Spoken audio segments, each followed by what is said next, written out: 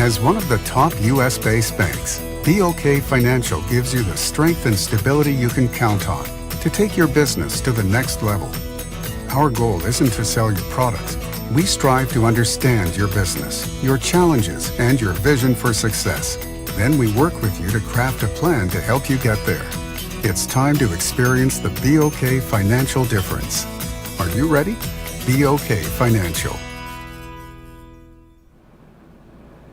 Good afternoon. My name is Monica Villalobos and I serve as President and CEO of your Arizona Hispanic Chamber of Commerce. Welcome to the 2021 Virtual Business Diversity Summit, brought to you by the Phoenix Minority Business Development Agency Business Center, operated by the Chamber. Again, thank you for spending your lunch hour with us. We'd also like to thank all of our sponsors, including SRP, Cox Communications, BOK Financial, and the University of Phoenix for their support in this year's summit. We are also fortunate to have great community partners to collaborate with us in this effort. And of course, our Los Amigos corporate investors who support us all year long to bring resources and tools to help minority-owned businesses grow and prosper in Arizona. If you've attended this event in the past, you know this event brings together a wide range of business leaders and professionals committed to diversity in hiring, advancement, and leading the way in providing goods and services to many of Arizona's largest companies. Although this year's event is virtual again, the goal remains the same: to encourage diversity and continue to grow our economy one business at a time. Since the 90s, we have operated the Phoenix MBDA Center, funded by the U.S. Department of Commerce. We are measured primarily on three things: access to contracts, access to financing, and job creation. Despite the pandemic last year, our center exceeded goals, delivering $100 million in contracts and financing and creating or retaining 1,000 jobs, making it one of the top performing centers of all 26 across the country. Today, we have breaking news for you. We are very pleased to announce that we have been selected for another 5-year cycle to operate the center with a $2 million grant. The tip of the spear is none other than our Executive Director of the Phoenix MBDA Business Center, Alika Kumar. With her leadership over the last 15 years, we have been able to secure other grants from MBDA, including our Nebedsi Center to serve the American Indian, Alaska Native, and Native Hawaiian businesses in Arizona, Nevada, and Utah, growing our footprint. So congratulations, Alika, and thank you for all of your hard work. Thank you, Monica. Good afternoon. I will take a moment to acknowledge the strong, visionary, and compassionate leadership with which Monica Villalobos has steered the Arizona Hispanic Chamber of Commerce. Since becoming president just prior to the onset of a pandemic, she has taken challenges head-on, grown the chamber, empowered and protected her staff, worked with the community, co-founding the Inclusive Community Collaborative, and even created success grants which provided struggling small businesses with cash injections last year. And that's just a sampling of what she has done. Monica, thank you so much for your servant leadership. To all of our community partners, funding agencies, sponsors, and our clients who have contributed in various forms to the advancement of diversity, equality, and inclusion, thank you so very much. It is crystal clear now that equality and a level playing field for all are critical to having a stable economy and social stability. To that end, the U.S. Department of Commerce Minority Business Development Agency, MBDA, is the only federal agency that is solely dedicated to the competitiveness of minority businesses and their growth. Since 1969, MBDA has fostered the growth and global competitiveness of more than 8 million firms. The Arizona Hispanic Chamber of Commerce has been privileged to host a minority business center since 1997. We help minority-owned firms penetrate new markets, domestic and global, and facilitate growth in size and scale by providing business development and capacity building services. It is my great honor and privilege today to introduce to you Mr. Miguel Estienne, Acting National Director and National Deputy Director of the Minority Business Development Agency. Miguel's 20-year professional trajectory in business and financial services was shaped by his time with GE Capital, where he structured multi-billion-dollar transactions and led general management efforts in the corporate lending space. Known as a disciplined leader, effective at handling complex issues, Miguel has had assignments all over the world. He's also a certified Six Sigma Green Belt manager. Miguel holds a bachelor's degree in finance from the University of Puerto Rico, an MBA from Kellogg School of Management, and a master's degree from Georgetown School of Foreign Service. Miguel, his wife, and 2 kids live in Washington, D.C. Please help me welcome Mr. Miguel Estienne.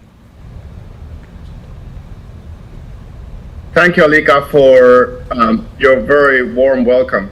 And let me also express my appreciation to Monica Villalobos and the entire staff of the Arizona Hispanic Chamber for putting this annual Business Diversity Summit together.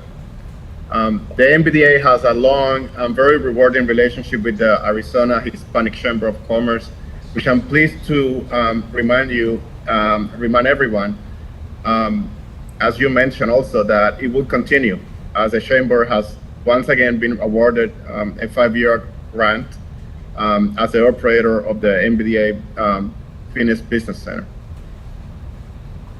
The Chamber of Commerce has played a major role for over a decade in coordinating the acquisitions of business capital, procurement of public and private contracting opportunities, and the creation and retention of thousands of jobs across the state of Arizona and frankly throughout the Southwest. I also like to share a little bit about the history of the MBDA. The agency is 52 years old actually.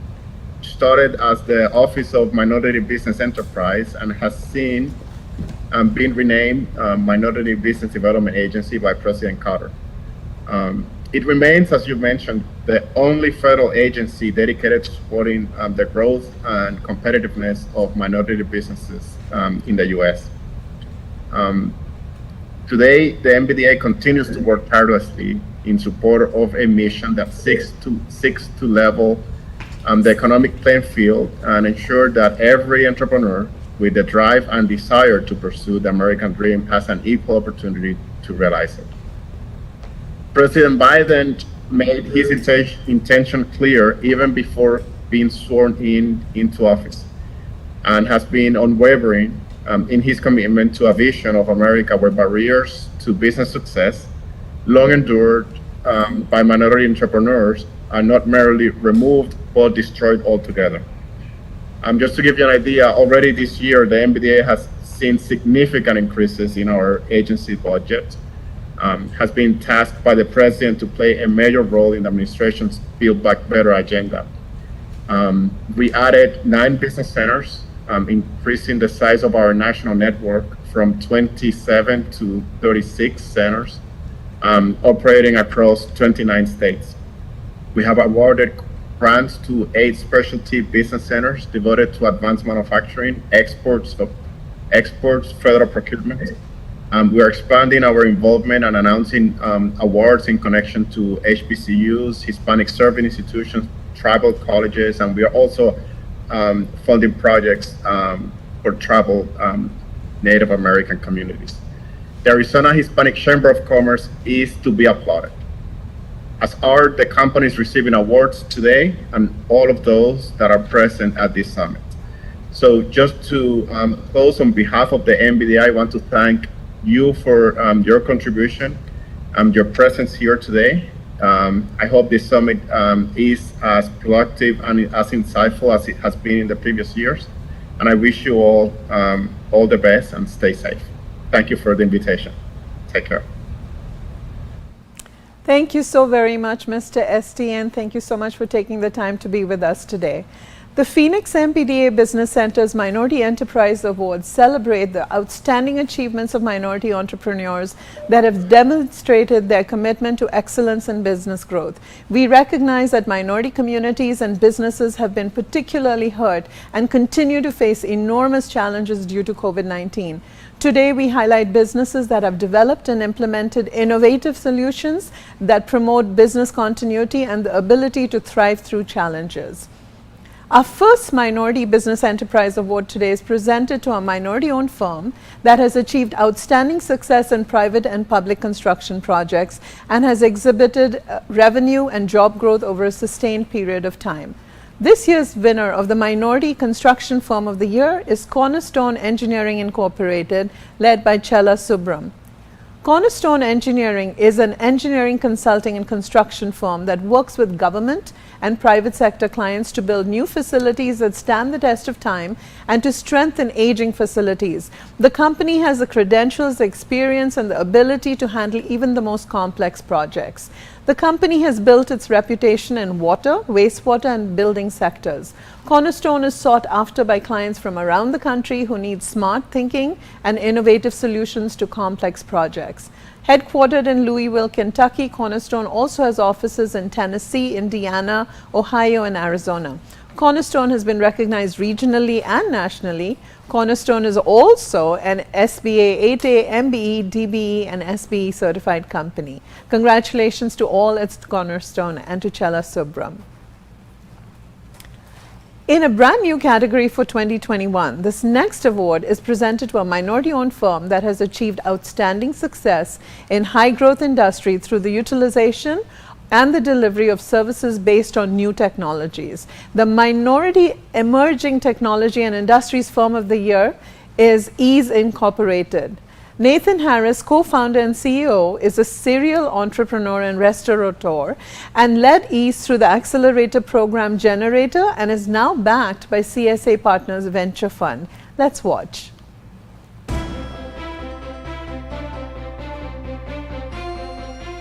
My name is Nathan Harris. I'm a co-founder and CEO of Ease, and our entire goal is to help corporations that are looking for lots of amazing talent to be able to find a diversified talent pool using the power of AI and intelligent talent management systems like Ease.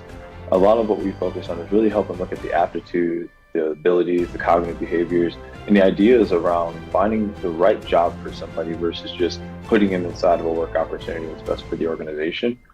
I dropped out of high school, got a high school equivalency, went to college, dropped out of college, and I just couldn't figure out why education wouldn't work for me. And I realized that I learned better from putting my hands on things, right? So I freelanced my way to success. So I was able to literally build, 7-figure freelance digital marketing company, all from distributed workers and independent contractors. So then while building that, I built a dashboard just simply so that I could manage the experience. And I realized by doing that, I was enabling myself and other people to create independent, sustainable lifestyles without having to be a W-2. And once I realized that that was something that more than just I wanted, and I looked at the market trends, I started to expand it. So it's really exciting now that be able to build a platform that enables anyone who's willing to work to get the skills to do it through our academy program and certification and accreditations. And then to be able to guarantee work opportunities to 95% of the individuals that go through that pipeline.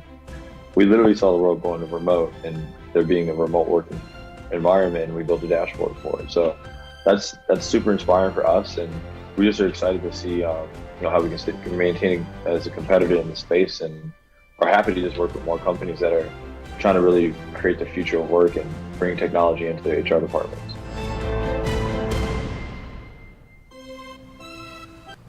Congratulations, Nathan. We will be hearing more from Nathan on a panel in just a little bit.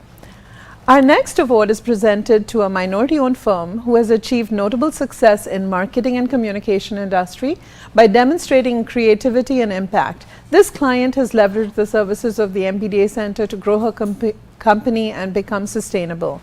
I present the 2021 Marketing and Communications Firm of the Year, Mountain View Media, and Jane DeGrozier.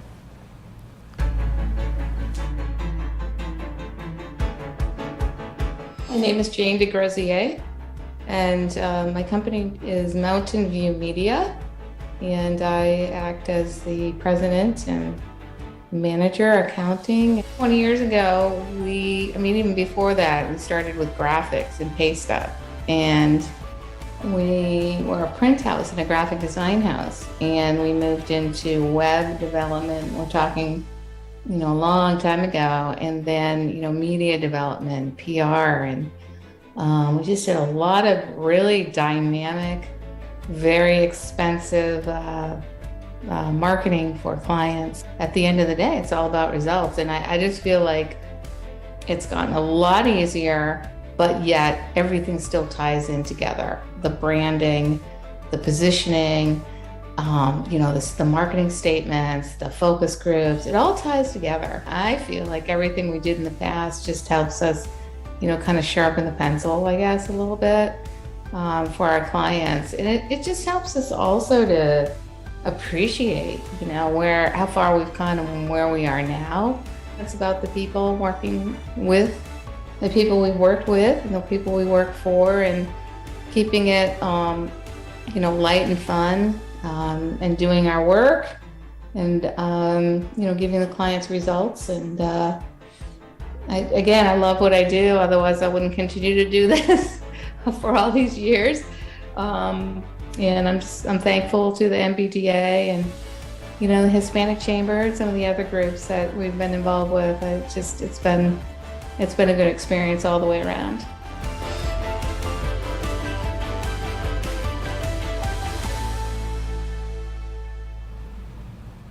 Congratulations, Jane. It's a pleasure to recognize you this year. It is my great pleasure to recognize the next awardee, who has been a long-time client of the Phoenix MBDA Business Center. This award is presented to a veteran-owned minority business enterprise that has achieved success in the industry, that has led to a significant growth in jobs and in revenue. The 2021 Minority Veteran-Owned Firm of the Year is Arusi Incorporated, led by Alex Reynoso. Let's meet him.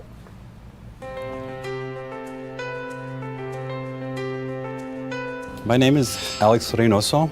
I'm the president and CEO of AR Utility Specialist, Arusi. We are a multidisciplined engineering design services company that provides utility type designs as well as telecommunication designs for most of the utility companies here in the state of Arizona. We provide the level of service that they're expecting from us at all times. There's always challenges at starting up a business as well as maintaining a business, and one of the big ones at first was no doubt funding. The other challenges we had, of course, was during this COVID period that we had to mobilize our people to work from home.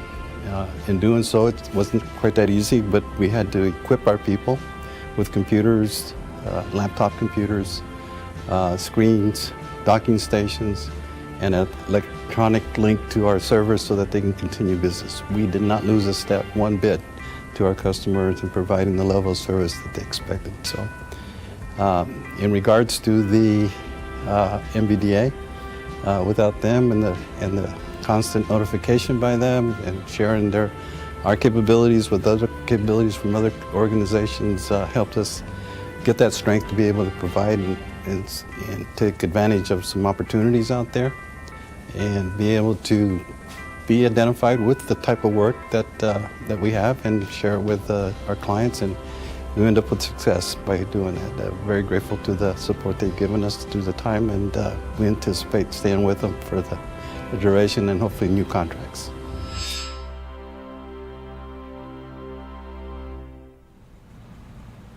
Congratulations, Alex. This is wonderful to see you recognized this year.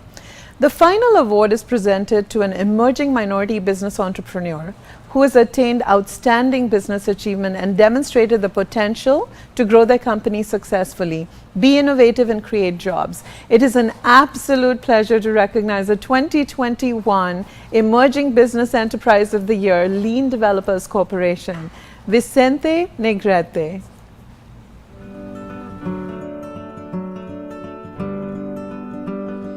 My name is Vicente Negrete. I'm a president owner from Lean Developers Corp, and I'm a general contractor. I started from framing, electrical, HVAC, designing, and then I'm involved pretty much in everything since I like to work with the environment for the construction. So I'm a self-owned person, so I like the idea to be creative with everything. I like the idea to make the projects like it's for me. This last year we saw was a little tough, but we are able to catch up and growing like almost 80-100% during the last year. So we are able to hire 25 new employees, and then we're just retaining like 20 employees. So we are kind of like that substantially growing up in the marketing. Our challenges are like different types. In my case, it was like for my sales perspective. So marketing, sales was like the main tough, challenging. But I was like, I'm a little proactive, so I got like turning around right away, put myself on it, and I start adding this skill, develop these skills to me. So right now I can say proudly I got these skills very well. So I'm able to just working with my clients very nicely. We kind of like that we're working together with MBDA because they are give me the opportunity to increment my picture and then open a little more doors in my side. So, and that is allowing me to grow up like so fast and then just be proactive out there. So thanks for everything.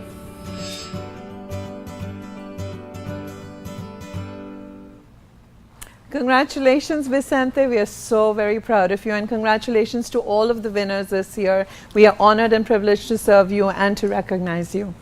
This year, the Arizona Hispanic Chamber of Commerce and the Phoenix MBDA Business Center are excited to celebrate the 10th anniversary of the $1 Million Circle of Excellence. Modeled after the globally recognized $1 Billion Roundtable, the Arizona MDCE recognizes companies leading the way in supplier diversity by spending more than $1 million annually in Tier 1 with women and minority-owned vendors in our state.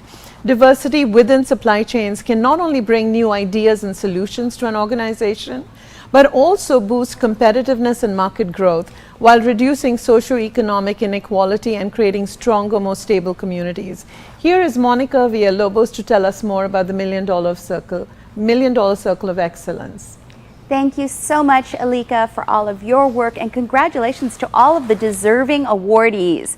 Before we get on to the panel, I want to piggyback on the comments that Alika made about our $1 Million Circle of Excellence. We are recognizing 18 companies who will be inducted into this year's $1 Million Circle of Excellence. These companies have put their money where their mouth is, spending more than $1 million in 1 year with diverse suppliers in Arizona.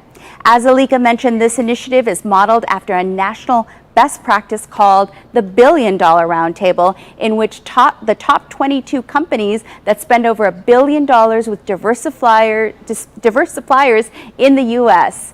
Our threshold is a little bit lower, but the efforts by these companies are exactly the same, and that's the commitment to diversity.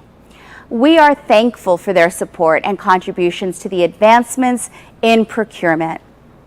And now, turning to our panel. This year we are adding to our diversity portfolio by releasing our Diversity and Inclusion Best Practices White Paper. Our white paper series includes publications on supplier diversity, employee resource groups, global trade, and economic indicators. In all of these, we have worked with subject matter experts in collaboration with our corporate partners to author best practices in the diversity space. Correcting years of systemic bias is not easy for any company, but it is absolutely necessary. Our hope is that this publication will provide a guide in the right direction. So joining me today are 3 of those subject matter experts. First, we have Dr. Kimberly Underwood from the University of Phoenix and co-author of our white paper via Zoom. Welcome, Dr. Underwood. We also have Nathan Harris here with us, co-founder and CEO of Ease, and one of our MBDA awardees. Congratulations, Nathan. Great. And of course, Tim Overton, founder of Belonging LLC and our Arizona diversity expert, an old friend to the Community Collaborative, and our go-to authority on all things related to diversity. Welcome, Tim. Thank you, Monica. Great. So we really want to have a conversation about diversity, right? Everybody's asking the question, how do we do this diversity thing, right? And there's so many different acronyms. I've heard different ones. Robin Reed, our friend at the Black Chamber, shared JEDI with me, which is Justice, Equity, Inclusion. Justice, Equity, Inclusion, Diversity and Inclusion, JEDI. I'm a Star Wars fan, so I love that. But we've heard a lot about this, and one of the questions as we were researching, Dr. Underwood, did you find anything that just really stood out to you in those best practices from all of the different companies that you spoke with? Actually, Monica, yes, and good morning all. It was interesting because, and I must acknowledge my co-author, Mike Slavin, because he was amazing. And as we were putting together this white paper and thinking about this white paper, one of the things that we kind of didn't want to do was create this period piece. But I mean, if we're thinking about the times that we're in, it was really important to really focus on moving forward in what we have heard termed the new normal. And so you're really thinking about, what are companies doing now in this DEI space? And if we really think about it, March 2020, which is just less than 2 years ago, companies were thinking about survival. And DEI for many companies kind of went to the back burner a little bit, as companies thought about survival. We were dealing with these stay-at-home, stay-in-place mandates, and really thinking about what in the world is going on, both in our society and globally. So it was important to really focus on moving forward, and that's how we crafted these interviews. And one of the things that we really saw was that Arizona companies are keenly refocused on DEI. And in this paper, I talk about moving from the 3 Fs. And a lot of times that's food, fun, and festivals, where we want to focus on DEI. But Arizona companies talk about this culture of strategy, this culture of evaluation and continuous improvement. And one of the things that I appreciated was that no company said we are perfect in this space. And they recognize the value and importance of always, becoming better and having this continuous cycle of improvement. And then also the value of inclusive leadership in this time. If we think about the impact of the last 18, 19 months on the workplace, one of the things that we saw was that first and foremost, women and people of color were impacted. As women had this mass exodus from the workplace, both because of layoffs and also, being the ones most likely to be in the home, being the caretaker during this time, women are no longer highly represented in the workplace in the way that they were. And then also women and people of color were impacted by both layoffs, and they served primarily as, frontline workers. So, in looking at that, looking at those stats, and then looking ahead, the value of inclusive leadership became important, because you have to look at now, how do we make up for that? And how do we right this ship that has now become, a bit uneven and unlevel? And so inclusive leadership was huge. And companies were talking about the value of people. And I've been doing this research on, what is it called? Collective community trauma, and how, the last 18 months has affected us as a community, whether we're talking about individuals, communities, or businesses, and thinking about how people have been impacted. And now, and thinking about coming together, being back in these spaces, we hear about mask mandates, social distancing, but then also these companies are really thinking about how do we take care of our people now in this space. And so there were a lot of things that came out of this, a huge connection to community and society, being a part of this just societal ecosystem and companies recognizing both their corporate and their social responsibility within, the events of last summer and this unrest. And then finally, I think the one thing that really hit home for us was this emerging theme of belonging and really wanting to make sure that, their employees felt that they were a part of the organization, not only in just numerical representation, but really feeling that they belonged, and companies had this sense of wanting to understand how their employees felt about being a member and a stakeholder within organizations.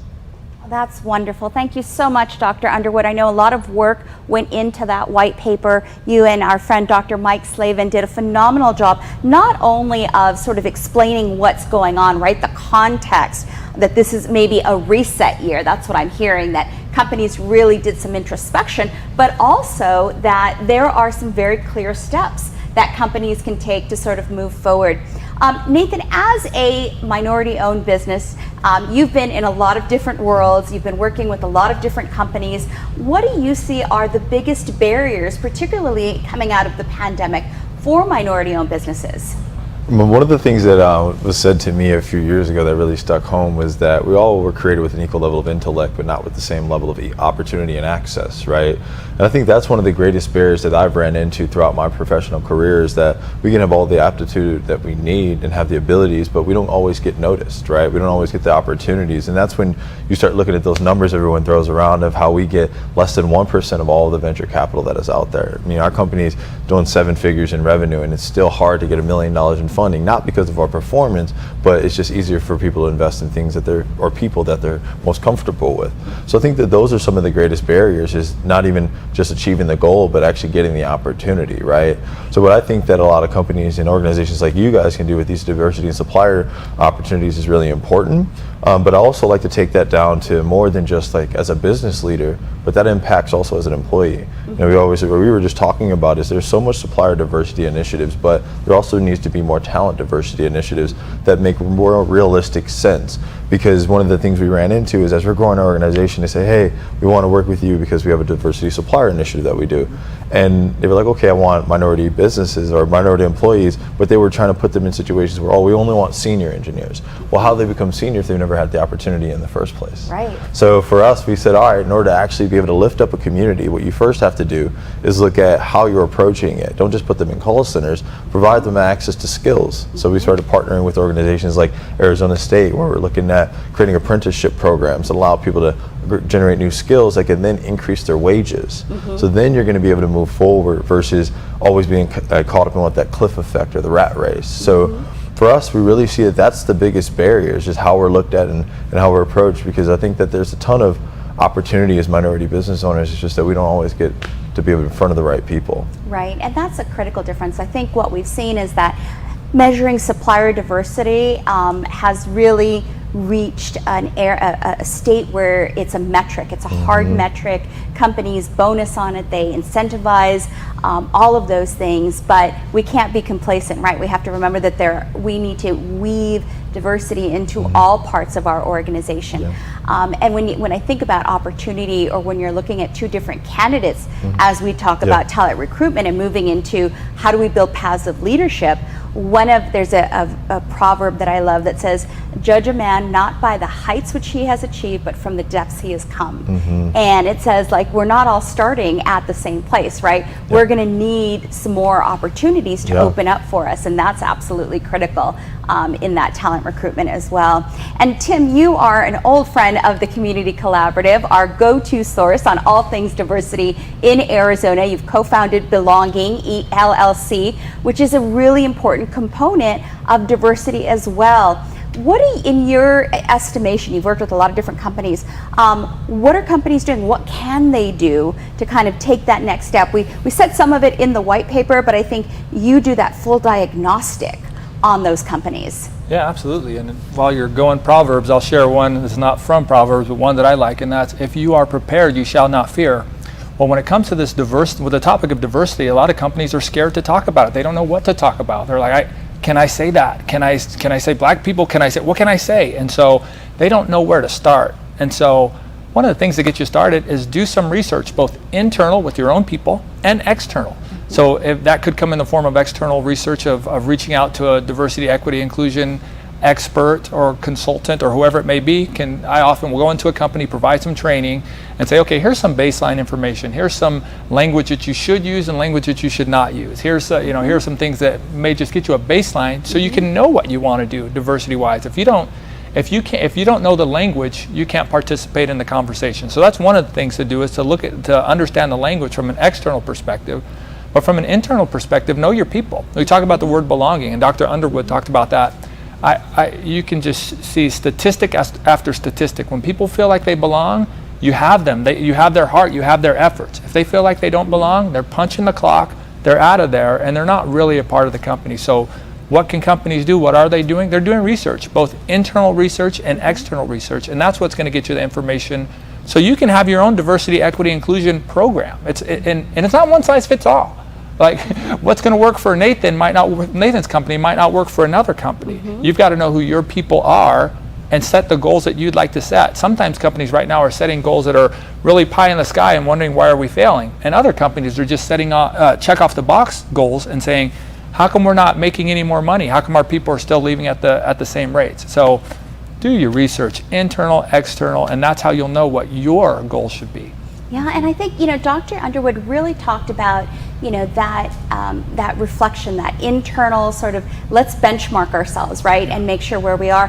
And in the interviews, she really saw that these companies were willing to say, you know what, we don't have it all right. Yeah. We haven't figured it all out, but we're willing to try at least. And I think this segues nicely into a conversation about what's the business case.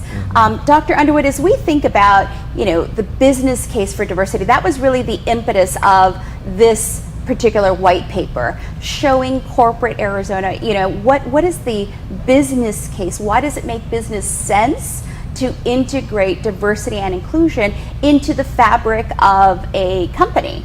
Can you share a little bit of your insights with us on that? Sure.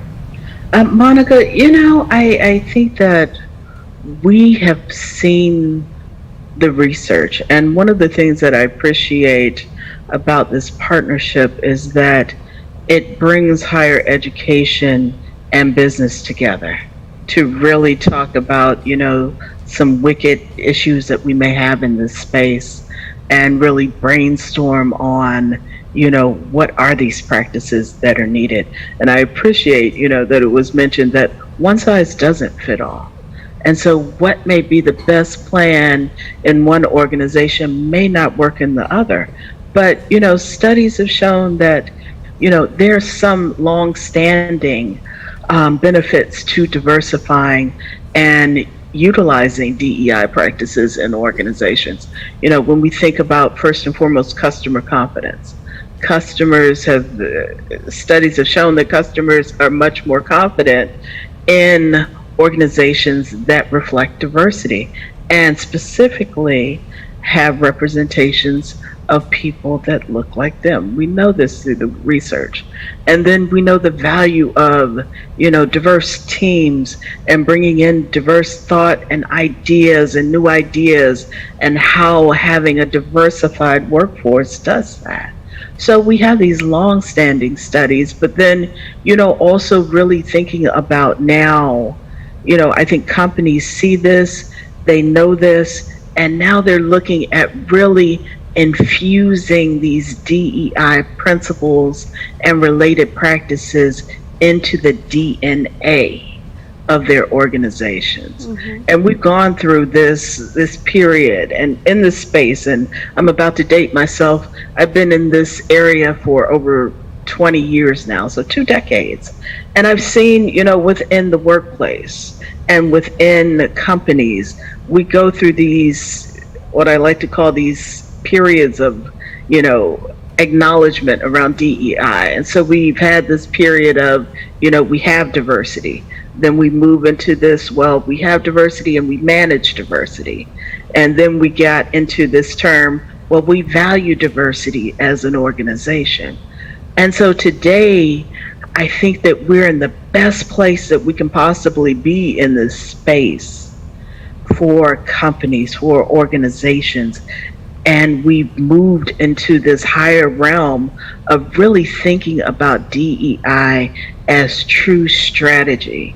You know, we're having these conversations about what this means. We're holding partners accountable. And I know some companies talked about, you know, not only are they looking internally at their own mission and values, but they're also looking at the mission and values of those that they do business with. Right. And so, you know, and then I talked earlier about, you know, promoting belonging. And so we're at this higher level of thought, of action, and of just infusing DEI truly into organizations where it makes sense and it benefits all stakeholders as well as the communities that we serve. So I think it really means that we're at this place, and I'm really happy to see this, and I'm excited to do further research here.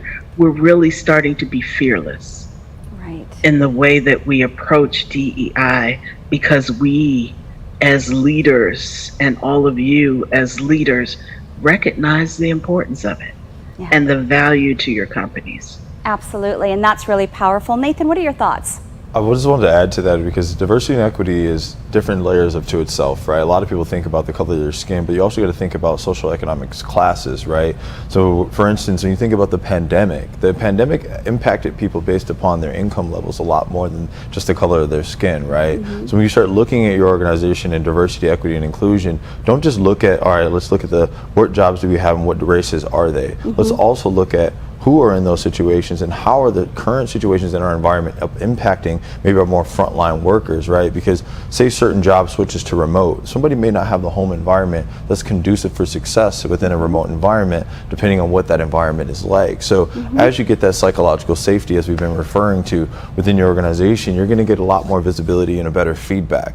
So if you don't have the tools in place, this is when you need to learn to lean into technology more, where you can tie into your human capital management system and think about where are those metrics at, where are we failing, where are we winning, but also where are we listening, and how are we going to be able to aggregate all of that feedback into a way that we can actually use it, right? And in real time, not aggregate a bunch of data over a year and then now we don't know how to use that data because we got too much of it. Maybe we could take a little less data and act in real time and make people's lives change a little bit quicker. So I just wanted to add that. Absolutely, and it's sort of like analysis paralysis, right? You look at the numbers so long and then all of a sudden it just becomes, you know, you become paralyzed because you don't know what to do next.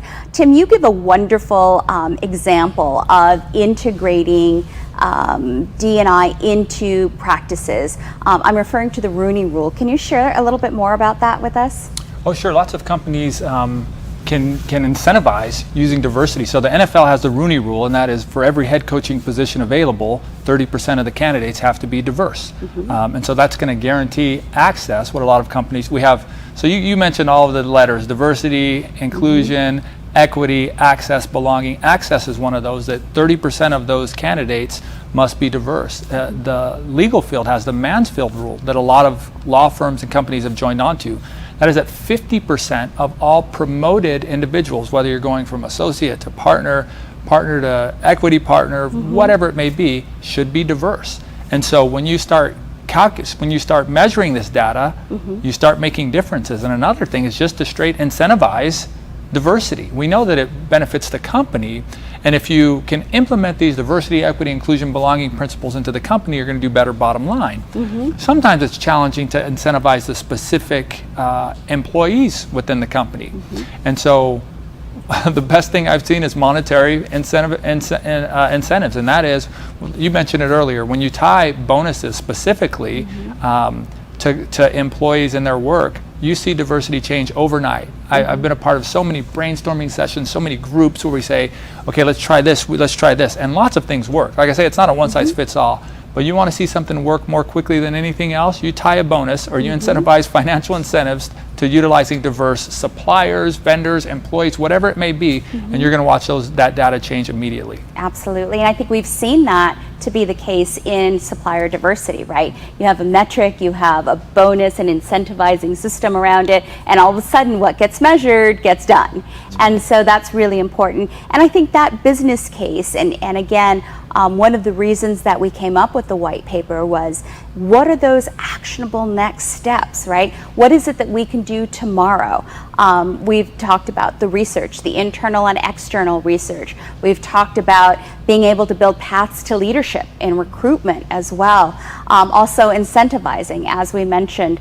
It's amazing how quickly things get done when you incentivize. But Dr. Underwood, any kind of final thoughts on the crafting of the white paper, what came out of it, those step-by-step pieces that you and Dr. Slavin drafted to be able to help companies really build out a serious D&I program? I think that, you know, Monica, one of the things that we kind of talked about, Mike and I, was the fact that companies were in different places. And some were in the beginning stages of really putting their DEI programs together. You know, some were in, you know, the more advanced stages. But I think one of the things that we really hope that comes out of this is the importance of just moving forward. You know, always being able to, an evaluation and assessment is key. You know, we put these things in place, but how do you know they're successful? How do you know they work? And so being very mindful of that, and just the importance of keeping DEI at the forefront.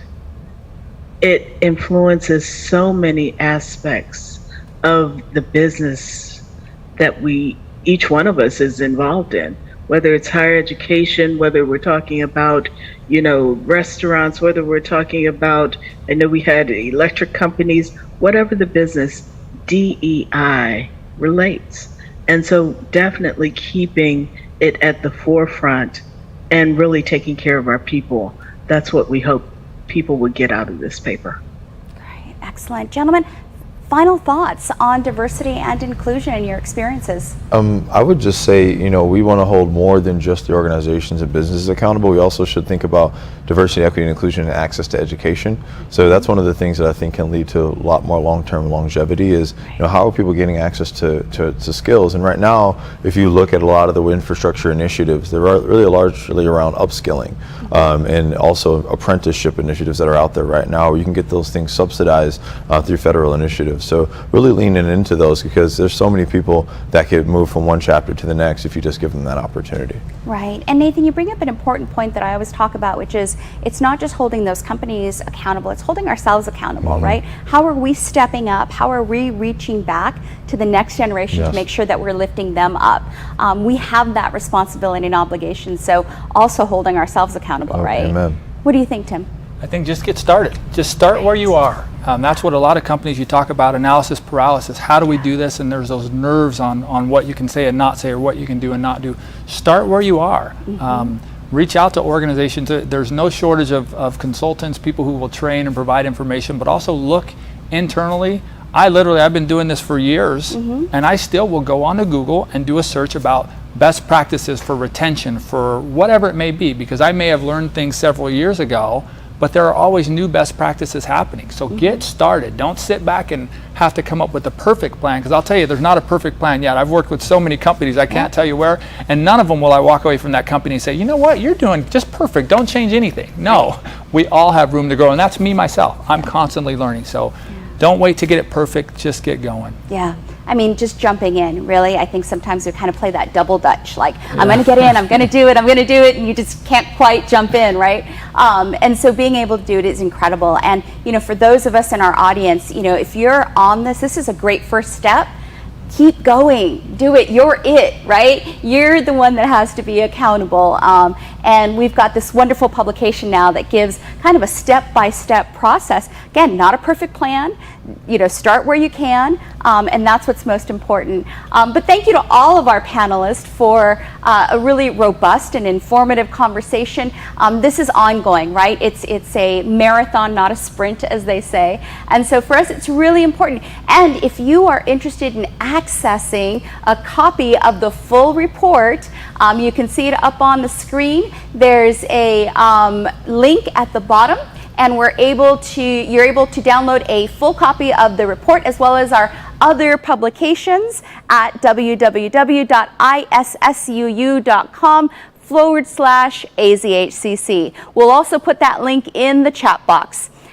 While our Business Diversity Summit has come to a close, our NABEDSI and Ascend Phoenix programs invite you to join us today for the Small Business Resource and Matchmaking event from 4 p.m. to 7 p.m. at the University of Phoenix campus. For more information and registration information, visit www.nabedc.com/Arizona. Again, we'll try to put that in the chat box as well so that you can join us later today.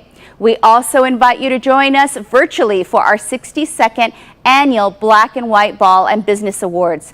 Due to the high demand for this year's event, we have officially sold out in-person tickets. However, you can still participate and view a live stream of the awards ceremony.